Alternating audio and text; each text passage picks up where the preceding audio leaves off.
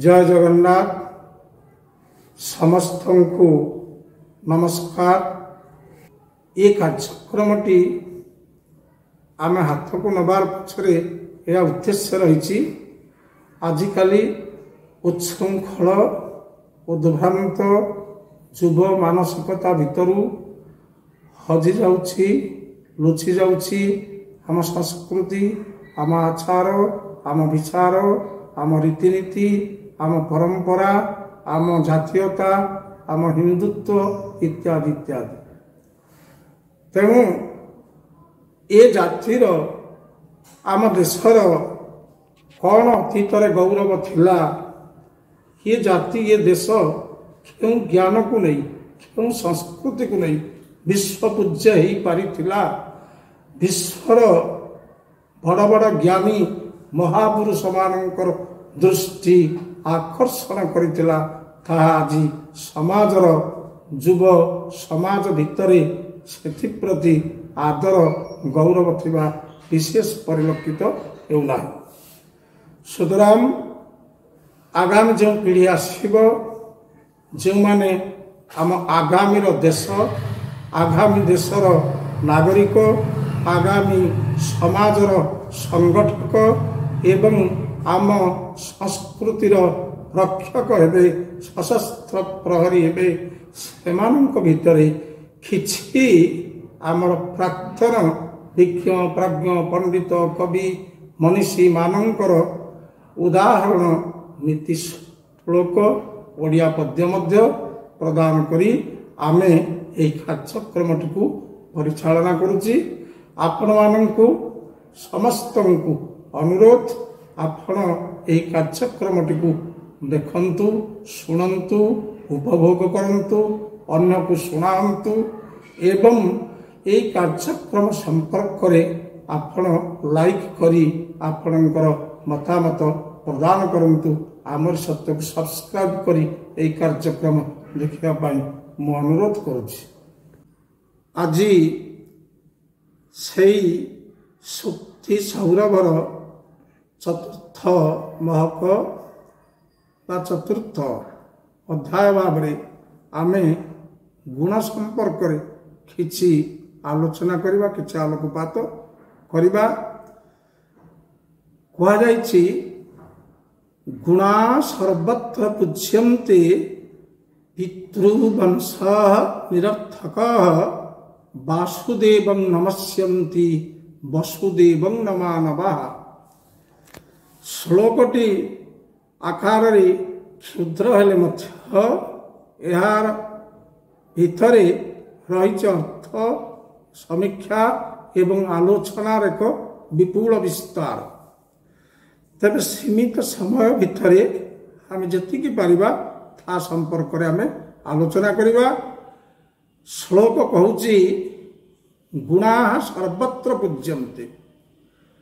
जगत रे मनुष्यर गुण ही सबुठारे पूजा पाए।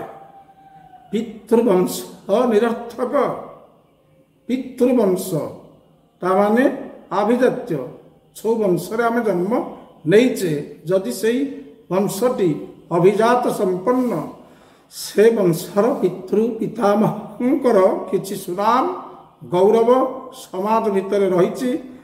सेई पितृ पितामहंकर गौरव सुनाम को नहीं आमे जगत रे पूज्य हो परिबा नाही छदि आम निकट रे गुण बोली किछि नाही।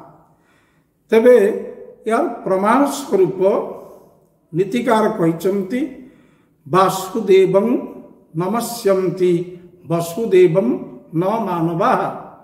वासुदेव संस्कृत रे वसुदेवस्य अपत्यं पुमान इति वासुदेव।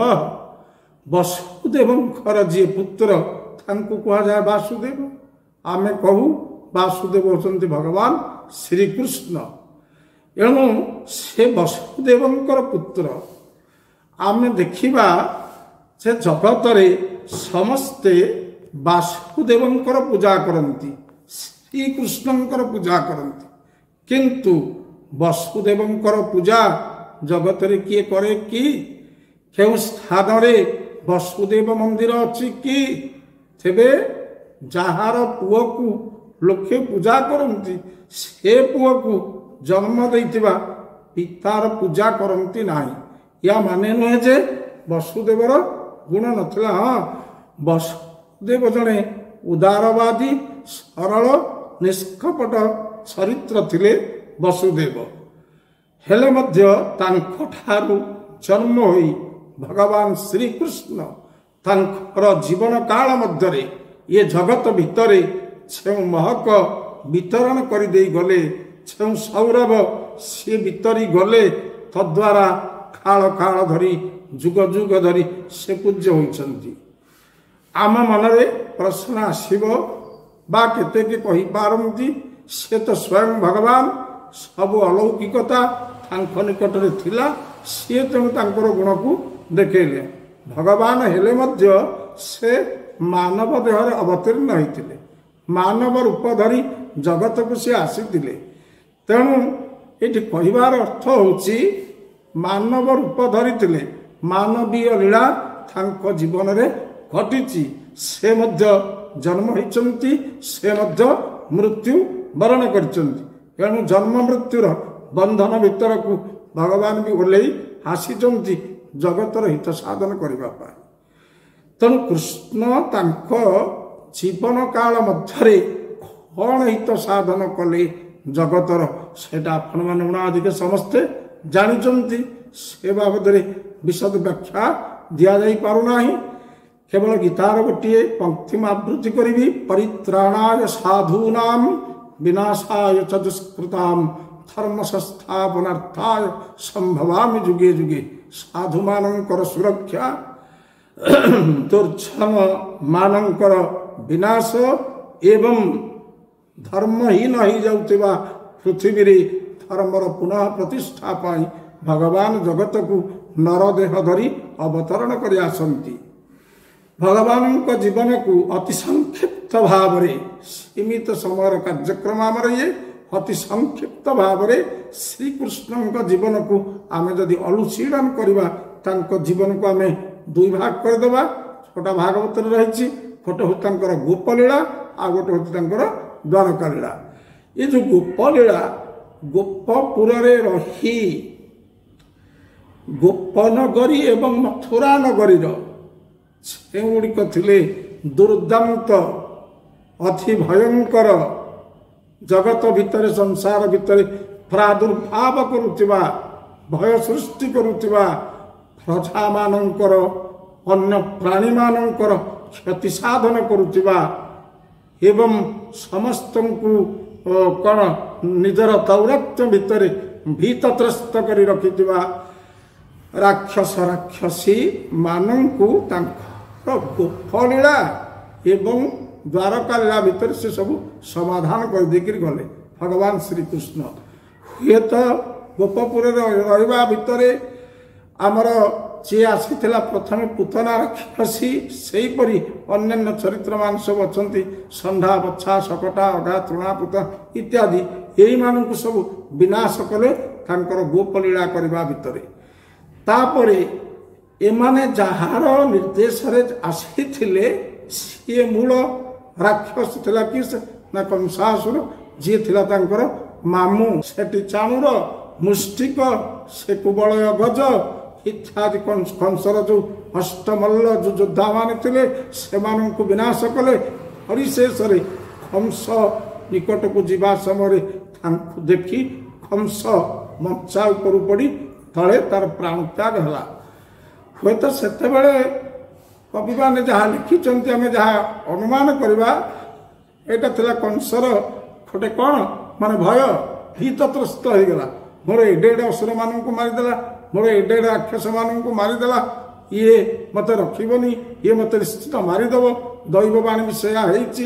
ଦେବକୀର ଅଷ୍ଟମ ଗର୍ଭର ପୁତ୍ର ହାତରେ ତୁ ବରିବୁ। ତାର ନର୍ଭସନେସ୍ ଅତ୍ୟଧିକ ହେବାରୁ ତାର ମୋ ବିଚାରରେ ତାର ହୃଦଘାତ ହୋଇଗଲା। ସେ ହୃଦଘାତରେ ହିଁ କଂସ ମରିଗଲା। ତେଣୁ ମୋର ଗୋଟେ କବିତାରେ ମୁଁ ଲେଖିଥିଲି, ଖାଟୁ କଲା ନାହିଁ କଂସ କୂଟଚକ୍ର, ଅଷ୍ଟମଲ୍ଲ ନଷ୍ଟେ ହେଲା ସେ ବୋକା, କାର୍ଯ୍ୟ ନାହିଁ ଯୁଦ୍ଧେ ଧାର୍ଯ୍ୟ ହେଲା ବଦ୍ଧ, ହୃଦଘାତେ ଛାଡ଼ିଲା ତା ନାଟିକା। କାରେ ଦୁଃଖ କହିବି ହେ ମନ୍ଦର ଟେକା ବୋଲି ଗୋଟେ କବିତା ମୁଁ ଲେଖିଥିଲି। ସେ କବିତାରେ ମର୍ମ ଦେଇଥିଲି। ତେଣୁ ଆମେ ଦେଖିବା ଏହିପରି ଭାବରେ କଂସର ଓ ମଥୁରାପୁରକୁ ଆସି କଂସକୁ ବିନାଶ କରିବା, ଗୋପପୁରରେ ଥିବା ଅବସ୍ଥାରେ ଶୈଶବରେ ଅନେକ ରାକ୍ଷସମାନଙ୍କୁ ବିନାଶ କରିବା, କାଳିଅ ପରି ନାଗକୁ ଦଳନ କରିବା ଦ୍ୱାରା ଗୋପ ମଥୁରାରେ ଶାନ୍ତି ପ୍ରତିଷ୍ଠା ହେଲା ପରେ ସେ ଦ୍ୱାରକାରେ ତିଆର କଲେ ଯଦୁବଂଶର ସାମ୍ରାଜ୍ୟ ଏବଂ ଅଖଣ୍ଡ ଭାରତର ଏକ ସାର୍ବଭୌମତ୍ଵ ପ୍ରତିଷ୍ଠା କଲେ ଦ୍ୱାରକାରେ ରାଜା ହୋଇ। ତତ୍କାଳୀନ ଭାରତବର୍ଷରେ ବହୁ ଦୁର୍ଦ୍ଦାନ୍ତ ରାଜାମାନେ ଥିଲେ। ସେ ମନେ କରନ୍ତୁ ଆପଣଙ୍କର ସେ ଜରାସନ୍ଧ ହଉ, ଶିଶୁପାଳ ହଉ, ଦନ୍ତବକ୍ତ୍ର ହଉ, ଏ ଯେଉଁ ରାଜାମାନେ ଥିଲେ ଅସୁର ପ୍ରକୃତିର ନରଦେହ ଧରି ପିଶାଚର ଲୀଳା କରୁଥିଲେ ସଂସାର ଭିତରେ। ଏ ରାଜାମାନଙ୍କୁ ବିନାଶ ମଧ୍ୟ କରିବା ପାଇଁ ସେ ଯତ୍ନବାନ ହେଇଛନ୍ତି। ଏବଂ ତତ୍ସଙ୍ଗେ ସଙ୍ଗେ ଆମର ଆସିଲା ଯେଉଁ କୌରବ ପାଣ୍ଡବଙ୍କର ଯେଉଁ ପିରିୟଡ଼, ଯେଉଁଠି ଧର୍ମର ହେଇଥିଲା ଖୁବ୍ ଘୋର ଲଢ଼େଇ ହେଇଥିଲା, ପାପ ପୁଣ୍ୟର ଲଢ଼େଇ ହେଇଥିଲା, ଯେଉଁଠି ଅନ୍ୟାୟ, ଅଶାନ୍ତି, ଅଧର୍ମ, କପଟତା, ଛଳନାର ବିନାଶ କରି ସତ୍ୟ ଶାନ୍ତିର ପ୍ରତିଷ୍ଠା କରିଥିଲେ ଭଗବାନ ଶ୍ରୀକୃଷ୍ଣ। ଏଣୁ ଅଧିକ ମୁଁ ବିସ୍ତାର କିଛି କହୁନାହିଁ, ମୁଁ ପୁରାଣ କହିବା ଉଦ୍ଦେଶ୍ୟରେ ବସେ ଏତିକି ମାତ୍ର ମୁଁ ଦେଖେଇଦେଲି ଯେ ଭଗବାନ ଶ୍ରୀକୃଷ୍ଣ ଏହି ମହତ୍ ଗୁଣର ଅଧିକାରୀ ହେଲେ। ଜଣେ ମାନବର ଦେହ ଧରି, ନର ଦେହ ଧରି ଏହି ମହତ୍ ଗୁଣର ଅଧିକାରୀ ହେଇଥିବାରୁ ଆଜି ପର୍ଯ୍ୟନ୍ତ ଶହ ଶହ ହଜାର ହଜାର ବର୍ଷ ଭେଦ କରି ଆମ ଜନସମାଜରେ ସେ ପୂଜ୍ୟ ଏବଂ ନମସ୍ୟ ହେଇକରି ରହିଛନ୍ତି। ଆମେ ତାଙ୍କର ଜୟନ୍ତୀ ପାଳନ କରୁଛୁ, ଆମେ ତାଙ୍କର ପୂଜା ଅର୍ଚ୍ଚନା କରୁଛୁ, ତାଙ୍କ ପାଇଁ ମନ୍ଦିର କରୁଛୁ। ଏହା କେବଳ ତାଙ୍କ ମହତ୍ ଗୁଣର ହିଁ ମୂଲ୍ୟ। ତେଣୁ ଏହିପରି ଯଦି ଆମେ ଦେଖିବା, ଭଗବାନ ଶ୍ରୀରାମ ଯେଉଁ ଶ୍ରୀକୃଷ୍ଣଙ୍କ କଥା କହୁଥିଲି, ଶ୍ରୀକୃଷ୍ଣ ନିଜ ଗୁଣକୁ ନେଇକରି ପୂଜ୍ୟ, କିନ୍ତୁ ବସୁଦେବ ହେଇପାରିଲେ ନାହିଁ। ଏହିପରି ପ୍ରଭୁ ଶ୍ରୀରାମ ତାଙ୍କ ଜୀବନରେ ଯାହା କରିଗଲେ, ମାନବ ଜୀବନର ଏକ ଆଦର୍ଶ ମାର୍ଗ ସିଏ ଦେଖେଇଦେଲେ, ମାନବ ଜୀବନର ଆଦର୍ଶ ପଥ। ଏଣୁ ରାମ ଅୟନ ରାମାୟଣ ହେଇଗଲା। ରାମ ବୋଲି ସୁନ୍ଦର ସୁନ୍ଦର ମାର୍ଗ, ମାନବ ଜୀବନ ପାଇଁ ଏକ ସୁନ୍ଦର ମାର୍ଗ ରଚନା କରି ଦେଇଗଲେ ଭଗବାନ ଶ୍ରୀରାମ। ସେ ମଧ୍ୟ ସେହିପରି ଅନେକ କର୍ମ କରିଛନ୍ତି, ତାକୁ ଆଲୋଚନା କରିବା ପାଇଁ ଆମ ପାଖରେ ସମୟ ନାହିଁ। ଶ୍ରୀରାମଙ୍କର ପୂଜା ଆମେ କରୁଛୁ, ଦଶରଥଙ୍କର ପୂଜା କରୁନୁ। ଶ୍ରୀରାମଙ୍କର ମନ୍ଦିର ଅଛି, ଦଶରଥଙ୍କର ମନ୍ଦିର ନାହିଁ। ଶ୍ରୀକୃଷ୍ଣଙ୍କର ମନ୍ଦିର ଅଛି, କିନ୍ତୁ ବସୁଦେବଙ୍କର ମନ୍ଦିର ନାହିଁ। ଏଥିରୁ ପ୍ରମାଣିତ ହେଉଛି ଯେ ମଣିଷର ଗୁଣ ତାକୁ ପୂଜା ଦିଏ। ନିଜ ପିତୃବଂଶର ମର୍ଯ୍ୟାଦାକୁ, ଆଭିଜାତ୍ୟକୁ, ସମ୍ଭ୍ରାନ୍ତତାକୁ ନେଇ ଜଗତରେ କେହି କେବେ ପୂଜ୍ୟ ବା ପ୍ରତିଷ୍ଠିତ ହେଇପାରେ ନାହିଁ। ସୁତରାଂ ଆମେ ସମସ୍ତେ ଗୁଣର ଆଦର କରିବା ଏବଂ ଗୁଣକୁ ଗ୍ରହଣ କରିବା। ଆଉ ପଦଟିଏ ମୁଁ କହିବି, କହି ମୁଁ এই ପର୍ଯ୍ୟାୟଟିକୁ ମୁଁ ସାରିବି। ସେ ଗୁଣ ବୋଇଲେ କ'ଣ? ମୋ ମତରେ ଆମେ ବୁଝିବା ଏ ଗୁଣ ବୋଇଲେ ପ୍ରକୃତରେ କ'ଣ, କାହିଁକି କଥା କହୁଛି? ଗୁଣ ଶବ୍ଦର ଅର୍ଥ କ'ଣ? ଆମେ ଜାଣୁ ସାଧାରଣତଃ ଗୁଣ କହିଲେ ଆଚରଣ, ସ୍ୱଭାବ, ଏହି କଥାଟାକୁ ଆମେ ଜାଣିଥାଉ। କିନ୍ତୁ ଗୁଣର ତାର ବ୍ୟୁତ୍ପତ୍ତିଗତ ଅର୍ଥ, ତାର ବ୍ୟାକରଣଗତ ଅର୍ଥ, ଯେଉଁଟା ମୁଁ ସିଦ୍ଧାନ୍ତ କରିଛି, ଗୁଣ ଧାତୁ ଗୁଣୟତି ମାନେ ଗୁଣିତ କରୁଛି, ଗୁଣୟତି ଗୁଣିତ କରୁଛି, ଦ୍ୱିଗୁଣୟତି ଦ୍ୱିଗୁଣ କରୁଛି, ତ୍ରିଗୁଣୟତି ତିନି ଗୁଣ କରୁଛି। ତାମାନେ ଗୁଣିତ କରିବା କହିଲେ ଏକରୁ ଅନେକ କରିବା। ସେମିତି ଏକକୁ 10ରେ ଗୁଣିଲେ 10 ହେବ, 2 କି 10ରେ ଗୁଣିଲେ 20 ହେବ, 2 କି ଆମେ ଯଦି 20ରେ ଗୁଣିବା 40 ହେବ। ଏଣୁ ଯାହା ଗୁଣିତ କରେ, ୟା ମାନେ ଅଧିକ ବଢ଼ାଏ, ଅଧିକ ଆଡ଼କୁ ଦେଖାଏ, ସେଇଟା ହେଉଛି ପ୍ରକୃତରେ ଗୁଣ।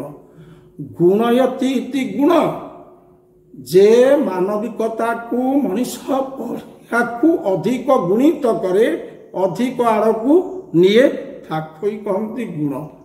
केमिति गोटे साधारण कथा मैं कहूँ ये गुण को आम प्रथमतः दिभाग करवा गोटे है सुगुण आ गोटे है दुर्गुण गुण दिभाग है गुण दुर्गुण तो गुण जोटा को आम कह साधारण गुण गुण से लोकर गुण अच्छी या मैंने भल गुण को बुझा ये मंद गुण को बुझानी किंतु से जो गुण अच्छी बोली आम कहूचे से गुणटा हूँ व्यक्तिर सुगुण व्यक्तिर चरित्र रे छदि दोष देखा जाए तार कर्म रे आचरण रे कथा रे छदि मिथ्या कपटता छलना असत्य एवं दुर्जनता दुष्टता धृष्टता इत्यादि देखा जाए ताकू आम दुर्गुण भाव में ग्रहण करवा आ व्यक्तिर कर्म रे आचरण सत्कर्म धर्मोचित कर्म न्यायोचित कर्म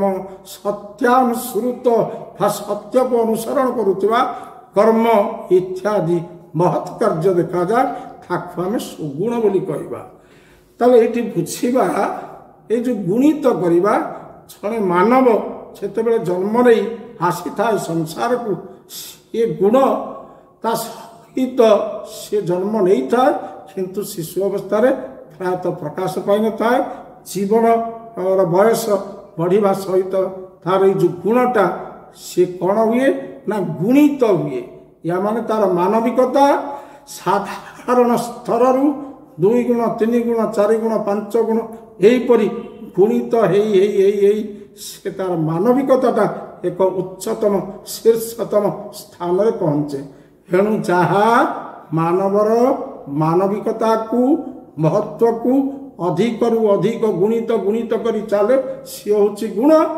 एवं जहा मानवर निच्छता को संकीर्णता को दुष्टता को दुर्जनता को सेहीपरि अधिक रु अधिक बढ़े बढ़े बढ़े बढ़े गुण करी करी चले सी हूँ तार दुर्गुण एणु ये जो गुण कथा कहली गुण धातु रे आल प्रत्यय हेला गुण एणु गुण यति इति गुण जी मनुष्य को सुपथरे अधिक को निए एवं कुपथरे अधिक को नहीं जाए ताकू कहा जाए गुण कुपथरे गले ताहा दुर्गुण बा कुगुण सुपथरे गले ताहा सद्गुण बा सुगुण बोली जगत विवेचित हुए तेणु भगवान कृष्णंकर कथा ये उदाहरण आकार दि जाइए हुए तो अलंकार शास्त्र रे आम अनुशीलन कर देखा यहाँ हूँ अर्थांतर न्यास अलंकार कौन सी उक्तिर सत्यता को प्रतिपादन करने अन्य एक उदाहरण उपस्थापन करी यदि समर्थित करा जाए ताहे कहते अर्थांतर न्यास अलंकार कौन से चाक्षुष प्रमाण बा दृष्टांत द्वारा गोटे उक्तिर सत्यता को यदि प्रमाणित कर दि जाए अन्य अर्थ आरोपित करी ताकू कहुए अर्थांतर न्यास अलंकार ये जो कथाटी कहगला प्रथम गुणा सर्वत्र पूज्यन्ते पितृवंश निरर्थक गुण सबुठारे पूजा पाए पितृ पितामहंकर वंशर किसी मूल्य नाही मनुष्य पितृ पितामह वंश किसी दिए ना तार गुणता को सब दिए एक समर्थित करागला गोटे उदाहरण माध्यम वासुदेव नमस्यन्ति वसुदेव नमानवा समस्ते वासुदेव श्रीकृष्ण को प्रणाम करती किंतु तांको पिता वसुदेव को प्रणाम करती नाही यही उदाहरण माध्यम ये प्रथम उक्तिर सत्यता को समर्थन करागला यही अर्थ उपर न्यास करी एक उक्तिर सत्यता प्रतिपादित हैला एणु यह अर्थांतर न्यास अलंकार साहित्य जहाँ कह जाए तेबे यही श्लोकटी छोटिया श्लोकटी हेले मध्य मानव जाति पाई जगत पाई ये आदर्श यही महक वितरण कर दी जाइछि यही सौरभ वितरण कर दी जाइछि यही सुक्तिरु यही सौरभ निर्गत होउछि जे समग्र विश्व मानसिकता सही सुगुण उत्तम गुण सद्गुण को आहरण करने आगे आसू ताले निश्चित भाव देशर जातिर समाजर विश्वर मंगल साधित हम ଏତିକି ମାତ୍ର ଏହି ଶ୍ଲୋକର ମର୍ମ ଯାହା ଆମେ ଉପଲବ୍ଧି କରୁଛୁ। ଜୟ ଜଗନ୍ନାଥ।